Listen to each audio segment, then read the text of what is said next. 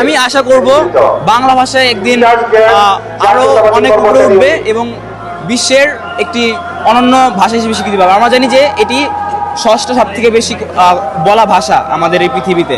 তো আমি অবশ্যই আশা করব আমাদের ভাষা আরো উপরে উঠবে এবং এই ভাষার উপর যদি কোনো আঘাত আসে আমরা সেটা রুখে দাঁড়াবো।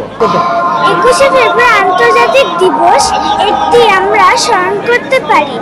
এই দিনে শহীদরা আমাদের দেশের জন্য রক্ত দিয়েছে, তাই জন্য আমরা এই দেশের জন্য ফুল দেই। সম্মান স্বরূপ আমরা দেখতে পাই যে 21 ফেব্রুয়ারিকে ইউনেস্কো হতে একে স্বীকৃতি দেওয়া হয় এবং এটি আন্তর্জাতিক মাতৃভাষা দিবস হিসেবে স্বীকৃতি পায়।